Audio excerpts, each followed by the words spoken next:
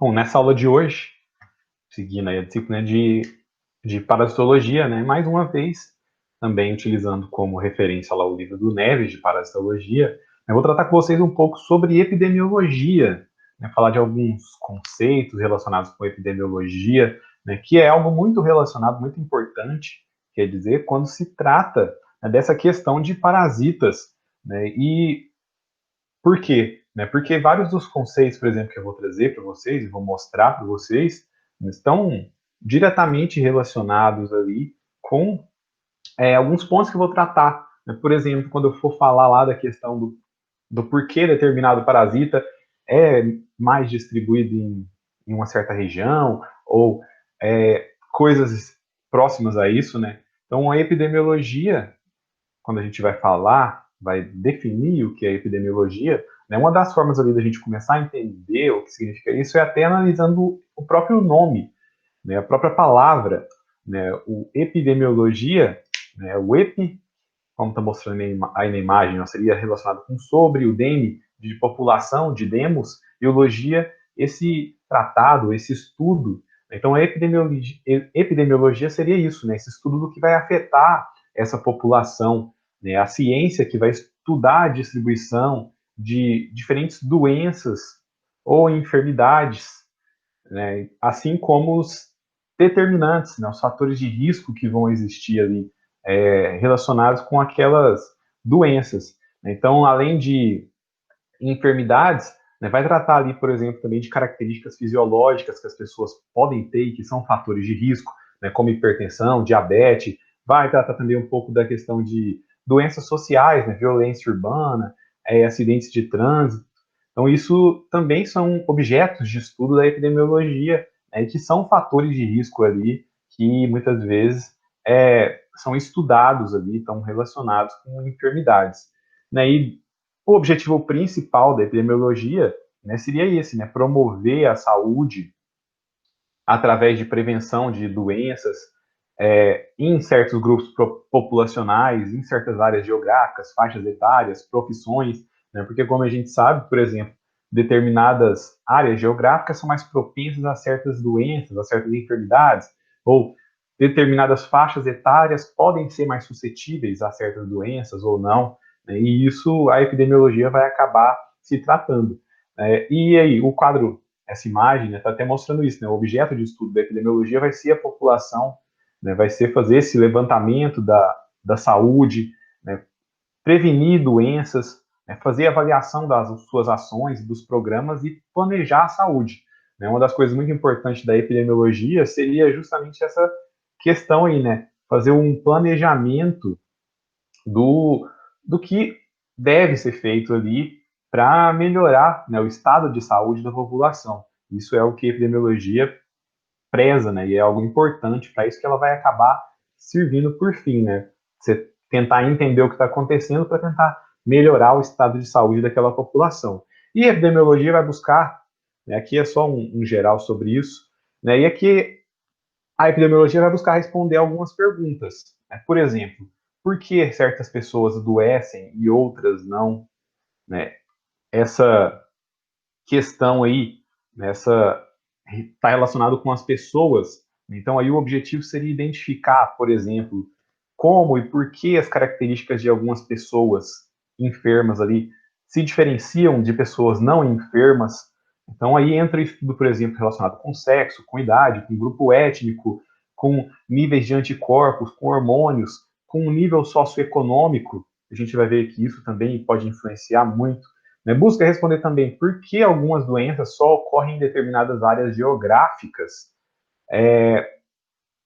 Então, busca responder aí qual é a relação, né, da área geográfica com maior frequência de certas doenças. Né? Nessa imagem aí que está aqui no meio, ó, eu estou mostrando para vocês aqui, no meio do slide, está mostrando justamente isso. É uma imagem aí que classifica aí municípios relacionados com a transmissão de uma determinada doença, o plasmodium.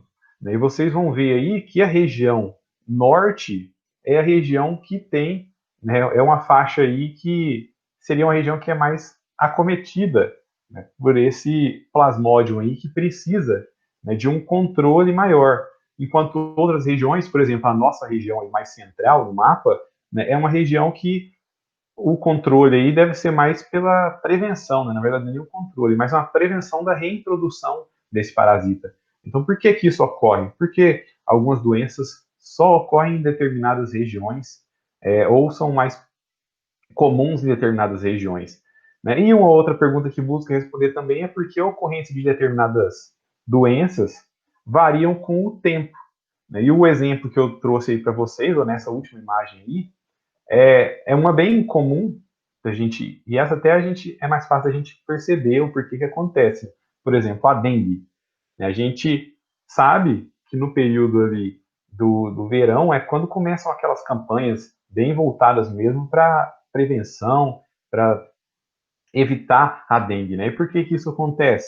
Né? O que está mostrando aí aqui no terceiro gráfico, ó, nessa outra figura, aqui está mostrando o final do ano de 2018, então a gente vê que está bem baixo ali, né, a quantidade, e já para o início ali de 2019 mostrando um aumento drástico dessa taxa aí de dengue. Né?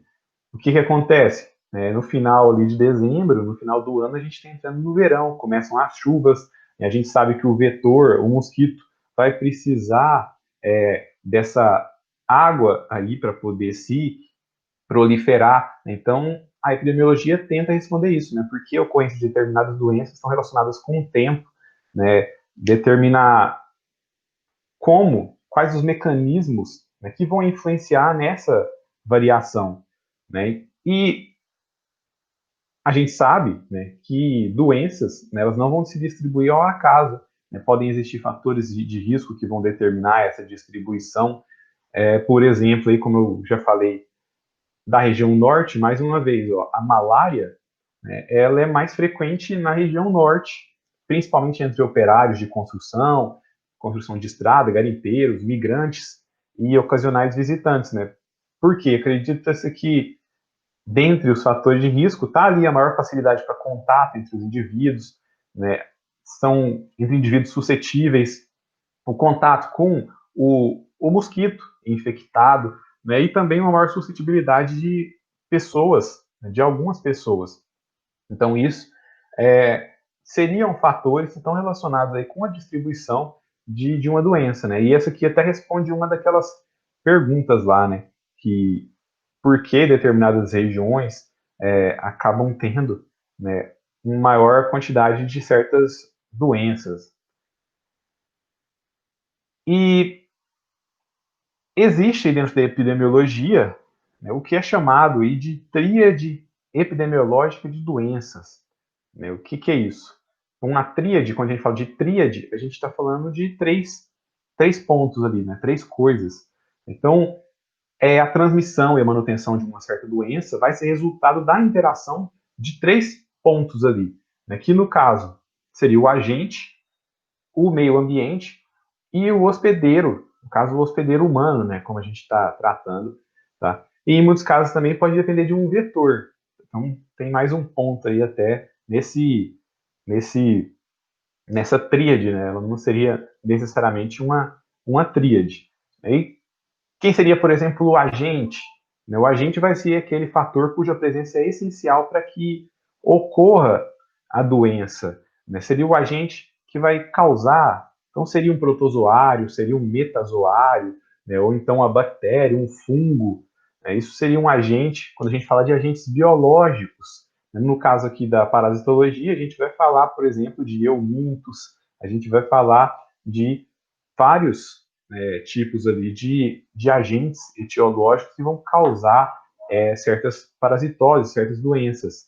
Tá? Mas outras coisas também podem ser consideradas agentes, né? Por exemplo, aí, relacionados com agentes químicos, então venenos, alérgenos, ou relacionados com elementos nutritivos, então colesterol e dentre outros. Então, o agente seria isso, né? Esse fator aí que tem que existir para que aconteça a doença, né? Imagina, se não tem o plasmodium, não vai ter a doença que ele causa, né? Se não tem o agente etiológico, o agente biológico, não vai ter a doença que ele causa. O outro ponto da tríade, que seria o hospedeiro, né? O hospedeiro ele tem que ser suscetível a ser infectado por aquele agente, né? E vão existir diversos fatores de suscetibilidade humana, né? Pode ser relacionado com idade, com o sistema imunológico mesmo, e assim por diante, né? Então, quais seriam fatores aí que podem influenciar nessa suscetibilidade do hospedeiro? Então, fatores demográficos, seriam o sexo, a idade, o grupo étnico, né? Certos grupos étnicos podem ser mais suscetíveis a determinadas doenças ou menos suscetíveis, né? Uma coisa bem clássica disso, de citar essa questão de grupos étnicos, é quando a gente fala da questão de que é bem comum na população negra, né, eles terem um parcialmente ali uma anemia falciforme. Né?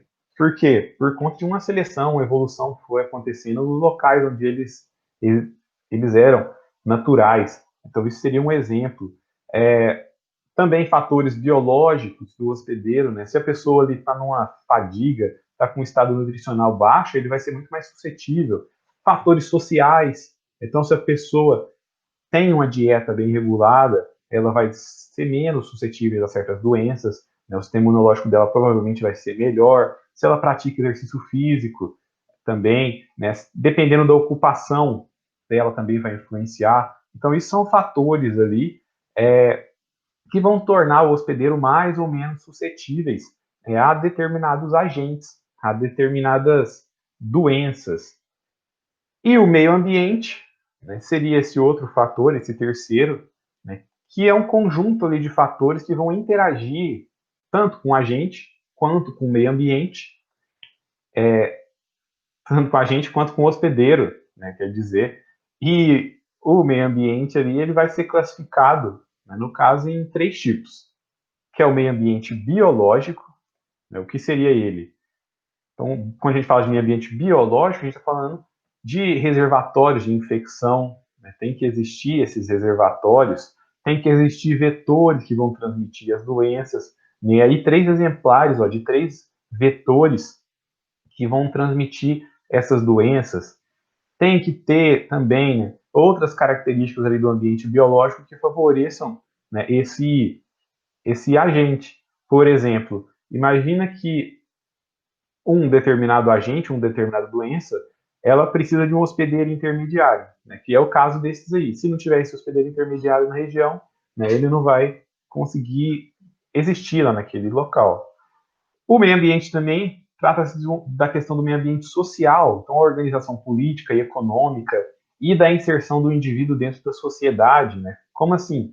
Então, determinadas classes sociais, a gente pode dizer, têm uma situação melhor, por exemplo, no local onde eles vivem.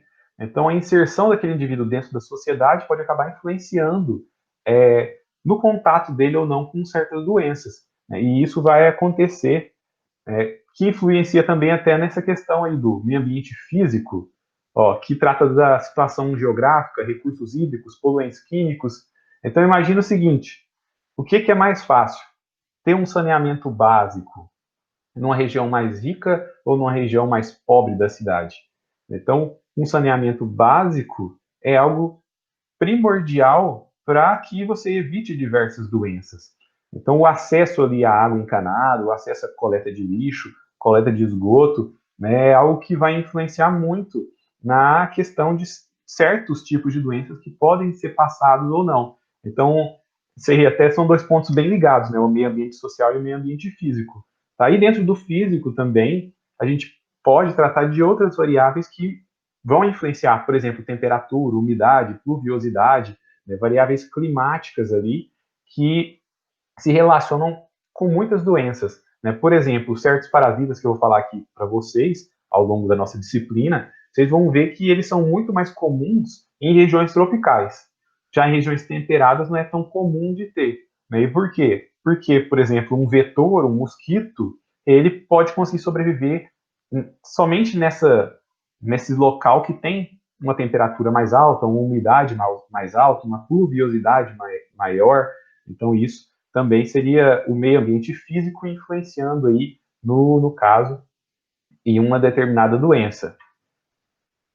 E, dentre os conceitos epidemiológicos aí de doença, né, muitas vezes as doenças podem ser classificadas por meio de suas características epidemiológicas, né? E para que serve essa classificação? Ela vai trazer vantagens ali para você identificar medidas preventivas, né? Se você conhece a doença, se você sabe quais as características dela, você consegue predizer, né? Você consegue criar planos para você poder prevenir aquela doença. Então, por exemplo, se você conhece as formas de disseminação, que é uma das formas de classificação de características epidemiológicas, você pode criar formas de evitar essa disseminação. Né? Quais seriam as formas de disseminação que as doenças epidemiológicas podem ser classificadas? Por exemplo, quando é um veículo comum, o que é isso? O agente etiológico ele pode ser transferido por uma fonte única, como água, alimentos, o ar. Então, isso seria uma forma de disseminação comum, por exemplo, em doenças, todo mundo já deve ter ouvido falar de cólera. Então, isso seria é, um, uma forma de disseminação da doença. Como evitar a cólera? Mais uma vez, né, um saneamento básico ideal, água tratada para as pessoas, vai evitar com que as pessoas se contaminem. Então, aí você identificou a forma de disseminação e, a partir disso, pode criar uma medida para poder prevenir essa doença. Outra forma de disseminação, aí, a propagação de pessoa a pessoa, o contato, isso é uma forma de disseminação ali, bem comum em diversas doenças. Por exemplo, o sarampo, é algo transmitido ali por meio de propagação pessoa a pessoa. O que mais? Né? O HIV também tem essa forma de disseminação. Né? Sabendo essa forma de disseminação, mais uma vez, você pode criar formas para evitar essa propagação de pessoa a pessoa. Também aí, né, dentro das formas de disseminação, a questão identificar a porta de entrada no hospedeiro humano, se é cutâneo, se é respiratório. Um exemplo disso que a gente está vivendo agora, né? Com a Covid, o corona, né, foi identificado ali, por exemplo, que formas de disseminação dele, a porta de entrada, seria, por exemplo, por meio das mucosas, por meio da respiração, por meio do contato com essas regiões. Então, quais foram medidas preventivas para tentar evitar o contágio das pessoas? Todo mundo tem que usar máscara, todo mundo tem que fazer higienização das mãos, todo mundo tem que evitar o contato das mãos com olhos, boca e nariz. Então, aí, identificando a disseminação e podendo criar determinadas medidas para isso. Né? Outra forma de classificar seria por meio dos ciclos de agentes infecciosos na natureza. Então, isso está relacionado lá com a quantidade de hospedeiro que aquele agente infeccioso vai ter. Um exemplo, o sarampo. Né? Ele passa de pessoa para pessoa. Você conhecendo esse ciclo, você sabe, por exemplo, que se você identificou alguém com sarampo, o que você tem que fazer? Você tem que isolar essa pessoa durante um tempo, até passar aquela fase de contágio. Outro exemplo aí, né, do ciclo de agentes infecciosos. Né? Quando tem mais de um hospedeiro, ó, o homem é um hospedeiro, aí tem um hospedeiro intermediário, e aí vai ter uma outra pessoa que vai se infectar, como é o caso da malária. Né? Você conhecendo esses três pontos, você pode criar, por exemplo, formas ali de reduzir a quantidade de hospedeiro intermediário. Se você corta esse agente, esse vetor, você vai cortar o caminho do agente infeccioso. Então, aí a importância de ter esse conhecimento e fazer essa classificação. Dentro dessas classificações também está aí a questão do período de incubação, né? Conhecer ali o intervalo entre a exposição ao agente e o aparecimento da enfermidade é algo importante também, né? Porque certas doenças infecciosas vão ter períodos específicos ali de incubação, né? E pode ser que, dependendo desses períodos ali, seja um período que ela não está demonstrando sintomas, mas ela já pode ser contagiosa. Então, ter o conhecimento disso pode ser algo importante e pode ser importante também posteriormente, né, para você saber mais ou menos também em que fase da doença a pessoa vai estar. Outra classificação seria com relação a doenças clínicas, doenças subclínicas, né? O que é isso? Quando a gente trata aí de doenças clínicas, a gente está tratando da questão dos sintomas. Então, quando a pessoa vai lá no médico porque está tendo alguns sintomas, né, você pode fazer essa identificação ou não, né, mas algumas vezes pode ser que a doença pode ser subclínica, né, pode estar assintomática, pode ser pré-clínica. Então, saber também aí classificar a doença ligado a isso, né, é algo importante, né, porque, por exemplo, mais uma vez, né, ligando ao corona aí, muitas pessoas são assintomáticas, né, tem essas doenças subclínicas, mas não necessariamente a pessoa sendo assintomática ela não vai transmitir para ninguém, né, ela vai poder transmitir para outras pessoas. Então isso, saber entender, né, o que se a doença é clínica, se ela é subclínica e assim por diante também é importante. E ainda dentro dessas classificações, uma outra coisa importante aí seria a questão da dinâmica da distribuição das doenças na população. Né? Por quê? Porque certas doenças, vamos dizer que elas são meio que comuns, são mais constantes em determinadas áreas, são mais constantes em uma população. Então, entender essa dinâmica também vai servir para você poder criar, né, medidas preventivas. A gente entende qual é a dinâmica da dengue. Então, a gente sabe que nas épocas de chuva, na época do verão, a gente tem que tomar mais cuidado, criar mais medidas preventivas para evitar uma grande quantidade de proliferação ali e de pessoas doentes. Né? E essa dinâmica de distribuição das doenças na população, ela é definida aí, classificada em 3 tipos, né? As endemias, que vão ser aquelas doenças constantes em uma área, né? Então, é uma das formas mais comuns das doenças parasitárias. As doenças parasitárias não necessariamente elas são erradicadas, né? Então, sempre vai ter um aumento, uma diminuição ao longo dos anos. Né? Por exemplo, mais uma vez, a dengue. Todo ano a gente tem, né, um aumento meio que constante aí dessa dengue. Então, isso seria essas endemias. Né? E doenças parasitárias também vão ser assim em muitos casos. Pode ser uma epidemia, né, quando em uma população tem uma elevação progressiva, uma elevação descontrolada dessa doença. Né, isso pode acontecer também, né, uma endemia pode se tornar uma epidemia. Né, mais uma vez falando de dengue. Se a gente sabe que na época do verão é a época principal que vai ter essa provável proliferação de vetor, então vai ter provavelmente mais possibilidade de ter dengue. Se a gente não toma nenhuma medida, essa endemia pode virar uma epidemia, né? Pode virar algo que sai do controle. E as pandemias, né, seriam epidemias ali que ocorrem ao mesmo tempo em diversos países. Né? A epidemia, por exemplo, uma pandemia que a gente teve, por exemplo, foi a da AIDS, né, nos anos 80 ali, anos 80, anos 90, né, começo do século ali, a AIDS, né, ela foi, ela foi considerada uma pandemia, né, porque não sabia nada sobre essa doença e ela estava presente em diversos países. Né? Hoje a gente está vivendo uma pandemia, né? A gente sabe como é que funciona esse conceito aí. E o último conceito também, esse é mais um também citado várias vezes hoje em dia, que é a questão da imunidade de rebanho ou imunidade de grupo, que vai indicar o quê? Né? A proporção de indivíduos imunes em uma comunidade ou em um grupo populacional que dificulta o contato entre infectados e suscetíveis, decrescendo a probabilidade de introdução e manutenção de um agente infeccioso.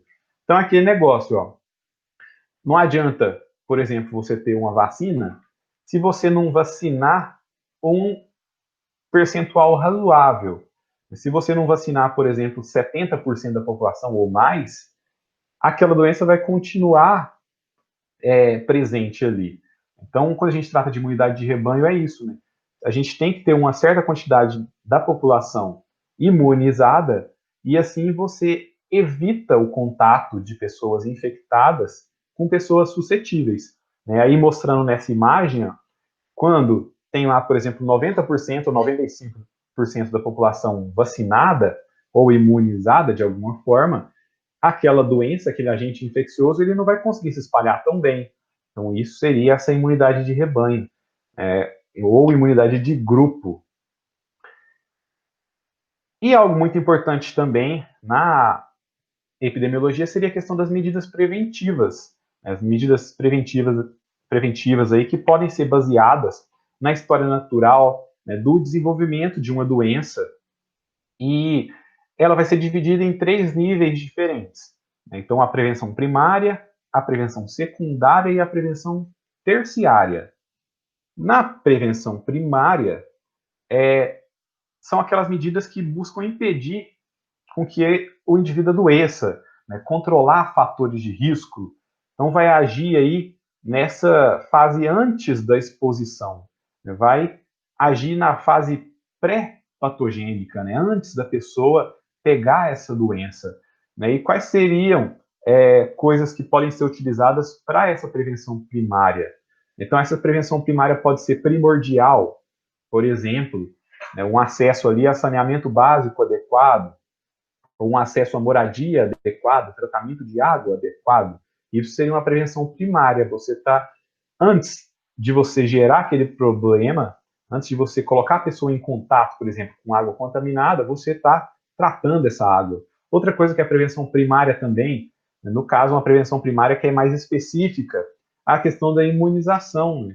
Então, você imunizar aquela população, você está evitando com que ela pegue doença. Um exemplo, a gente aqui, eu acho que a maioria da gente tomou uma vacina lá que é a BCG. A gente tem até essa marquinha no braço, a maioria das pessoas tem.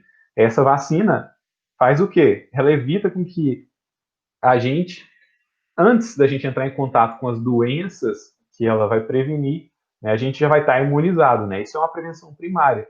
Essa BCG, se eu não me engano, tem tuberculose e outras coisas. Então, isso seria uma prevenção antes da exposição. Né? E também essas ações de controle dos vetores seria uma outra prevenção primária que pode ser tomada. A outra medida preventiva aí é agora na prevenção, considerada a prevenção secundária. Né? Quando se tenta ali, após a exposição, você reduzir a gravidade daquela doença. Então, quando o indivíduo ali ele já está sob a ação do agente patogênico, ele já entrou em contato, ele já foi exposto e ele está na fase subclínica ou clínica, é você diagnosticar isso rapidamente, você fazer o tratamento precoce dessa doença para você impedir um agravamento dessa doença. Então, isso, a prevenção secundária seria isso, né? Pós-exposição, você identificar o mais rápido possível e tentar combater o mais rápido possível, né? Fazer um tratamento precoce.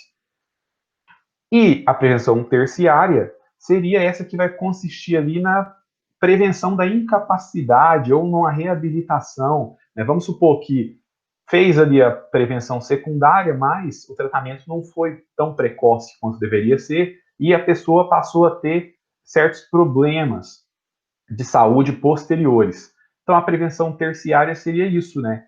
A reabilitação, fisioterapia, né? Ou terapias ocupacionais, cirurgias. Então, isso seria essa prevenção terciária. Você, após a pessoa ter a doença, né, você tentar reduzir as complicações que foram geradas por essa doença, que foram geradas por essa enfermidade que ela teve. Um exemplo aí, ó, que eu coloquei muito relacionado com a nossa disciplina, que é a questão de marca-passos em pacientes com chagas. E o que acontece nas chagas? O coração é um órgão que é muito afetado. E parte do coração, parte do miocárdio, acaba que, vamos dizer assim, morre. Né? A pessoa perde um pouco da sua função cardíaca. E o marca-passo pode melhorar ali, né, no caso, a vida dessa pessoa. Então, seria uma prevenção terciária, uma reabilitação, né? Você tentar melhorar a vida dessa pessoa. E a saúde, né? Então, o estudo epidemiológico, a epidemiologia trata muito disso, né? Essa preocupação com o estado de saúde da população. Né? E a saúde vai ser, né, isso, o estado de completo bem-estar físico, mental e social, e não simplesmente a ausência de doenças ou enfermidades. Mas, como é que é feito para medir doença e morte em uma população? Né? Se a gente for pensar em números absolutos, então, morre tantas pessoas têm tal doença. Né? Esses números absolutos, eles são muito generalizados, né? Eles não permitem que você faça comparação, ele não leva em conta grupos de risco, não leva em conta fatores relacionados. Então, ele não consegue mostrar muito bem o panorama geral sobre uma determinada doença, né? Mas já é algo aplicável em planejamentos de ação de saúde. Né? Um exemplo, mais uma vez, tratando da pandemia que a gente está vivendo, da Covid. Se a gente for falar em números absolutos aí de mortes, sem levar em consideração os grupos de risco, né, a gente não vai ter o conhecimento geral dessa doença, o que a gente pode fazer para melhorar o estado de saúde da população. Então, é importante você ter uma medida de doença e de morte baseada ali em diversos fatores, né, relacionando diversos fatores.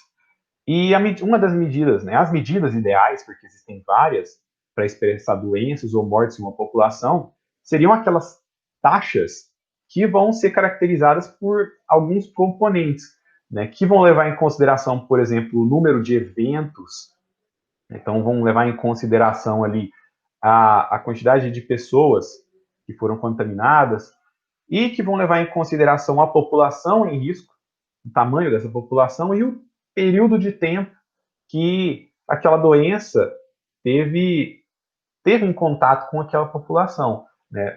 As taxas ideais aí para medir tem que levar em consideração isso, né? O tamanho da população, o tempo e a quantidade de pessoas contaminadas. Dentre essas taxas, uma das taxas ali seria chamada de taxa de morbidade, né? Que é a medida de frequência de doenças ligadas às duas taxas aí, de prevalência e de incidência, né? O que seria cada uma dessas duas taxas, né, de incidência e de prevalência? A primeira, a taxa de incidência, né, ela vai estimar o risco da pessoa adoecer. Então, seria o número de casos novos de uma doença que ocorreu em uma população num período de tempo.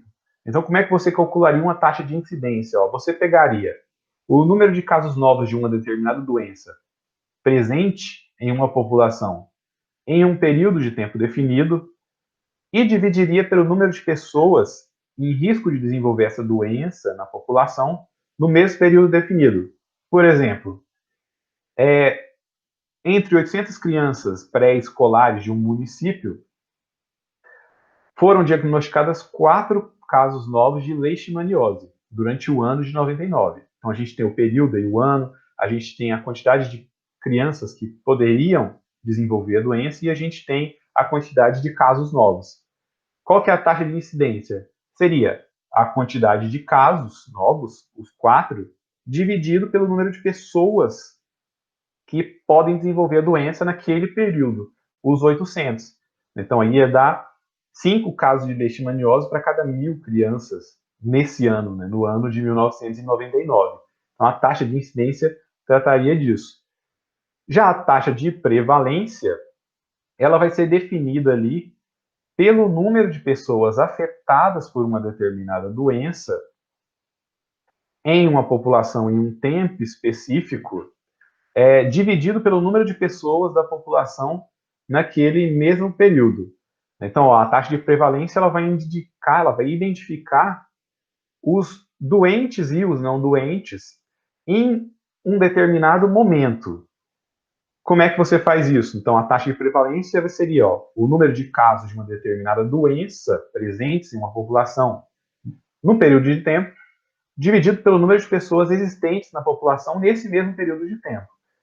O exemplo aí, Então, tem 400 crianças que foram submetidas a um exame de fezes no ano de 99.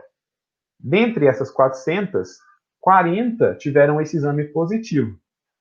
Como é que você faz a taxa de prevalência? Então, 40, que seria do exame positivo, dividido pelas 400 crianças submetidas, você teria ali, que seriam 0,1, 10 casos para cada 100 crianças, ou 10% das crianças da comunidade estavam com ascaris lumbricoides no ano de 1999. Então, aí você mediu, né, os doentes e os não doentes. Você sabe que 10% estava doente e que 90% não estava doente. Então, a taxa de prevalência, ela trataria disso.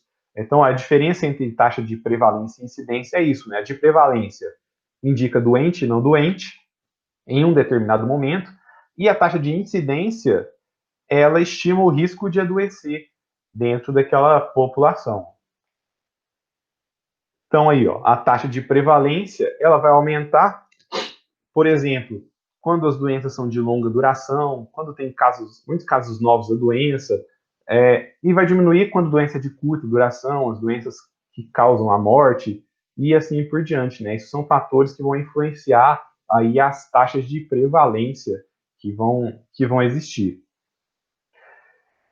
E a taxa de morbidade, aqui seria só resumindo, né, isso. E a taxa de mortalidade, né, então, é baseada ali, né, nos dados que são obtidos nos atestados de óbito, né, são publicadas ali pelo Ministério da Saúde, dependendo o que você for procurar relacionado com alguma parasitose, alguma enfermidade, você consegue encontrar os dados lá no Ministério da Saúde. Daí a taxa de mortalidade ela é calculada dessa forma, né? O número total de mortes em uma população em um período definido e o número de pessoas existentes dessa população nesse mesmo período. Então isso seria essa taxa de mortalidade, como ela é calculada. Aí você pode fazer essa taxa de mortalidade aí, levando em consideração outros fatores. Um outro ponto aí, um último ponto a tratar com vocês dentro da epidemiologia seria a questão aí dessas medidas de risco, né? Por quê? Lembra que eu falei que determinados hospedeiros, eles podem ser mais suscetíveis a certas doenças, determinados locais podem gerar um risco maior. Então, quando a gente fala de risco, a gente está falando da probabilidade da ocorrência de um evento, uma doença, uma morte em um indivíduo em um tempo definido, né? Isso também é algo que pode ser, de certa forma, calculado, né? E pode ser dividido em dois tipos aí, né? Um risco relativo, que mede a associação existente entre cada fator e a doença, né? Por exemplo, falando da COVID mais uma vez, né? Quando a gente vai fazer essa associação entre cada fator e a doença, a gente pode relacionar, por exemplo, pessoas hipertensas, obesas, e a gente sabe que pessoas que têm essas duas características têm um risco bem maior de ter a doença, de morrer por conta da doença. Então, quando a gente trata de risco relativo, a gente está falando disso, né? De relacionar os fatores à doença, né? Então, risco relativo, ó, é a razão do risco de adoecer entre um grupo exposto e um grupo não exposto a um determinado fator de risco ou característica. E uma outra divisão aí de risco, né, que é chamada de risco atribuível, que é a proporção de doença em um grupo populacional que pode ser atribuído a um determinado fator de risco. Por exemplo, aí, né, estima-se que 80% das neoplasias de pulmão atuais estão ligadas ao tabagismo. Então, esse risco atribuível leva em consideração isso, né, a proporção da doença que pode ser atribuída a um certo fator. Né? Aí, no caso, o exemplo está atribuindo a presença de neoplasias ao tabagismo, né? A presença desses problemas pulmonares a um hábito. Então, isso seria esse risco atribuível. É uma coisa que também, é um conceito também importante aí dentro da epidemiologia, né, que é tratado algumas vezes. Então, isso, né, seriam alguns conceitos, se vocês forem procurar, até se vocês forem dar uma lida no próprio livro do Neves, vocês vão ver que ele traz mais conceitos lá relacionados com epidemiologia. Né? Eu escolhi alguns pontos aqui que eu achei que seriam mais interessantes de tratar em virtude da nossa disciplina e que estariam mais relacionados, estariam mais dentro do que a gente vai acabar estudando aí ao longo do semestre. Tá? Então, eu espero que tenha ficado claro essa explicação. Qualquer dúvida, mandem mensagens. Aí, bons estudos!